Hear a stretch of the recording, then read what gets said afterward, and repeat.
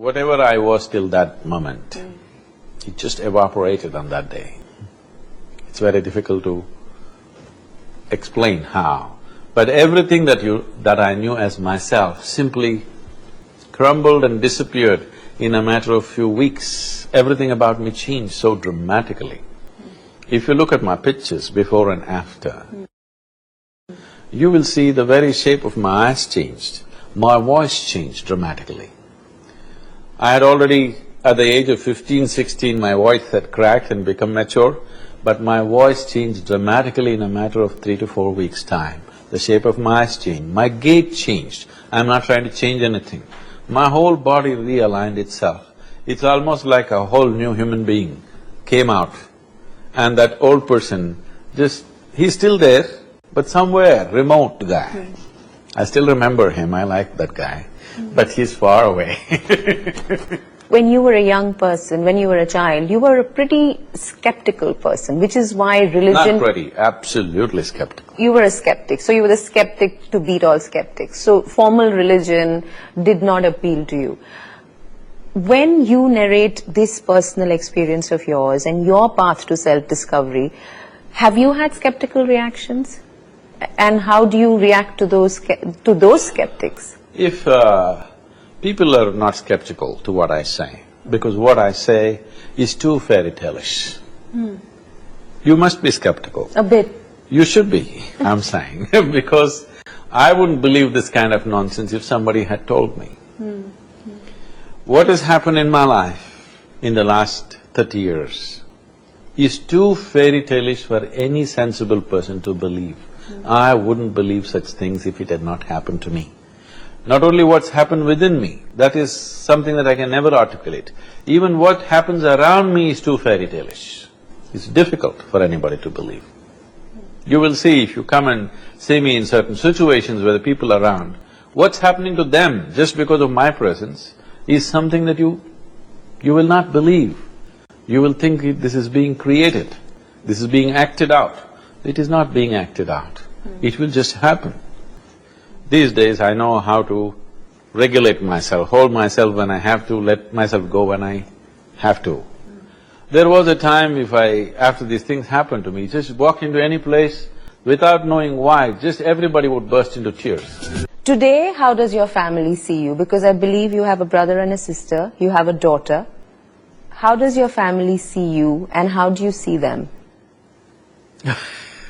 I have a very large family, a few million strong. How does the conventional family, what regular people like me think of as family, see you and how do you see them? I see them as important people in my life who played a significant role in my life in so many ways, but whatever contributions they have made to me. But I am not particularly entangled with the family business because the bond of spirit is much stronger than the bond of blood. So I am bound by spirit to millions of people. And blood, not because of blood, because at a certain stage in your life, they played a significant role in your life. So for that, they're important to me. But do you feel the same way about your daughter, who I believe is a young adult now? Yes. I have too many daughters and sons. So she's also one of them, but she thinks she's my boss, but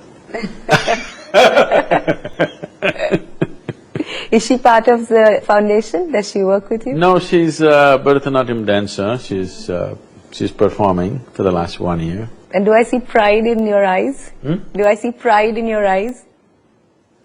I'm glad she's dancing, not just trying to earn a living. I'm glad she chose something like that, that she did not choose to do something just for the sake of earning a living.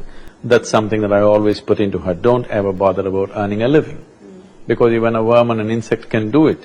Do something that you really care to do, something that you think is valuable. That's what you must do in your life, otherwise it simply means that you don't value your life. So she went to this, she that, she thought she'll do this, she'll do that, then she invested herself in dance full-time. I took her off formal education after 10th standard. And she went into full-time dance for last 7 years or 8 years now.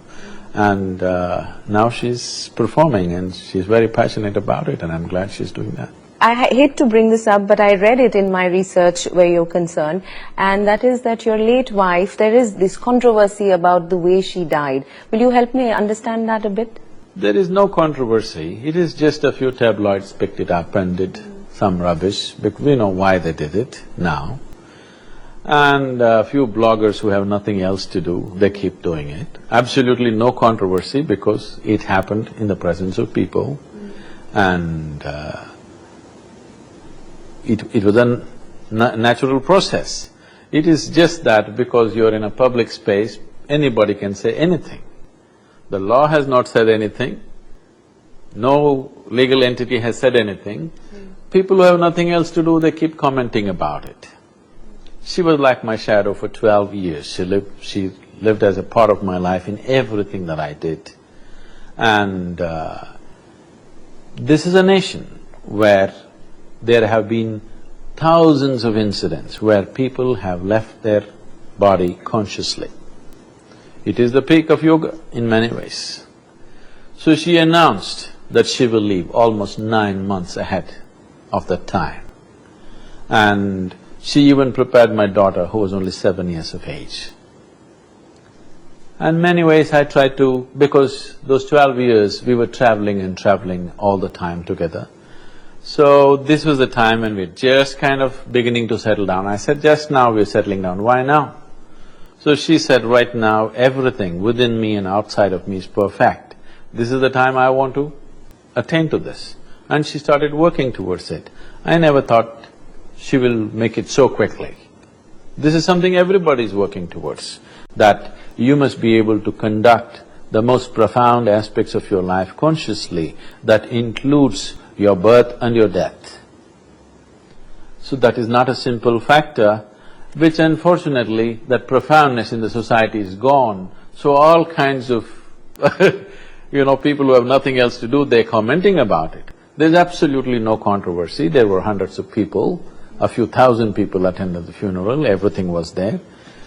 They're just commenting without any basis.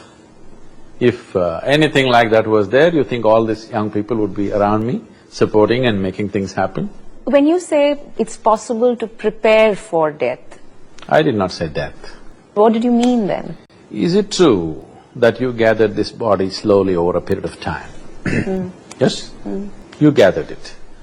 Some people gather this body consciously, lot of people gather it unconsciously. If you had gathered it consciously, it would also be possible for you to drop it consciously. If you gathered it unconsciously and lived unconsciously, such a thing would look like an impossible thing for you. But if you gathered it consciously and you conducted it consciously, you could also keep it aside consciously. So, this is the very essence of the yogic process, and it's always been there in our cultures. Paramahamsa Yogananda sat in front of 700 people, announced that I'm leaving my body now, and he left. So, what do you think, it's suicide? That's what you will be accused of. If you can't accuse someone of suicide, then you will say it must be murder, okay? So this is just very silly ways of profound aspects of life being looked at by very gross people, very cross explanations for very profound nature of human existence here. Do you think as a people, are we able to relate to these concepts that you've said we have instances of in history? Because while I understand what you're saying or attempt to understand what you're saying at an intellectual level, at a visceral level, and I'm not talking about… I understand. So I'm just trying to figure out, can I choose to do this?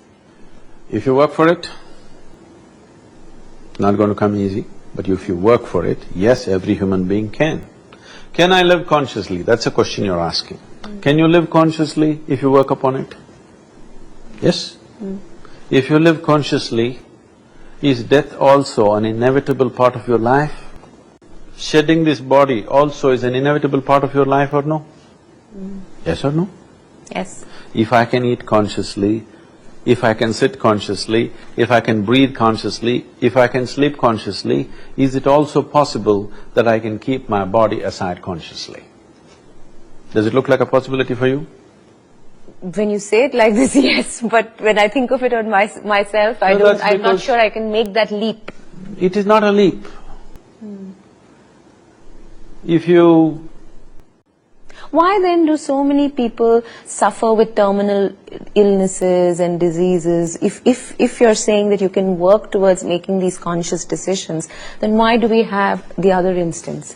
When people linger and linger and linger and are not able to make that break. So when people are suffering something, if you tell them the truth, they won't be able to digest it. Let's not talk about that.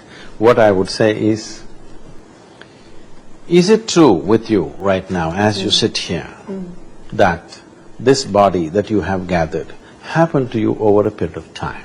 It is a accumulation. What you call as my body is just a piece of this planet.